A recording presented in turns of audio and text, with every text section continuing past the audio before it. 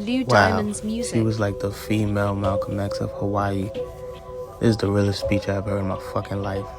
And this is exactly how I feel about Puerto Rico. This is the realest shit I've ever heard. She broke it down, from start to finish. Pay attention. That begins with the genocide of a native people and ends with an attempt to silence one of their survivors and fiercest defenders, namely myself. It is a story of white cultural and economic imperialism in its broadest outlines and of white hegemony and white racism on this campus. Specifically, it is a story of the politics of academic freedom as the politics of white racism. Let me tell you now, first, how a white foreign world, that is the world of the Haole, came to occupy the world of the native, that is the world of Hawaiians. In 1778, a white foreigner came to our land with a pestilential shipload of other foreigners. They wanted women, water, food, and general recreation, for which they gave Hawaiians syphilis, gonorrhea, tuberculosis, and ideas of predatory Christianity, capitalism, and individualism. 42 years later, in 1820, a different class of aggressive Haole, animated by the hatred of all things dark and sexual, brought measles, chicken pox, and a virulent determination to replace the Hawaiian world with the Haole world. They were called missionaries, and they were bent on conversion of my people and the dispossession of our lands and waters.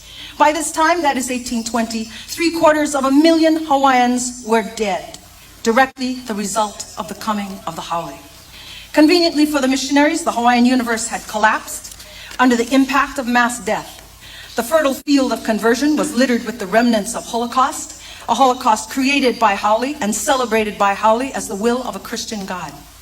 By the 1880s, most of our lands were owned by these same white American foreigners who had convinced our chiefs that private property would give our people everlasting physical life. In 1893, when Hawaiians were but 5% of what they had been at contact, and when most of our arable lands were in the hands of foreigners, the American Marines invaded and occupied our country, overthrew and imprisoned our chiefly leaders, and forcibly took Hawaii. In 1898, we were annexed to the United States against the wishes of the Hawaiian people. By 1900, all Hawaiian language schools were closed, political and economic life was dictated by the Haole, and American institutions overtook the last vestiges of Hawaiian culture. From this point forward into the 20th century, Hawaiians became increasingly like other native peoples, conquered and subordinated in their own homeland. Now we suffer a declining population, continued land dispossession, and ongoing destruction of our cultural ways. As a nation and a people, Hawaiians are no longer self-determining. For Hawaiians, American colonialism has been a violent process. The violence of mass death, the violence of American missionizing, the violence of cultural destruction, the violence of the American military. Once the United States annexed my homeland, a new kind of violence took place, the violence of educational colonialism, where foreign, Haole values replace Native Hawaiian values, where schools like the University of Hawaii ridicule Hawaiian culture and praise American culture, and where white men assume the mantle of authority, deciding what is taught, who can teach, even what can be said, written, and published. In colony Hawaii, the university stands atop the educational pyramid of the state.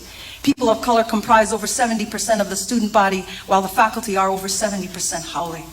For Hawaiians, the situation is worse. 13 tenured Hawaiian faculty compare with nearly 660 tenured Haole faculty. This situation is called institutional racism.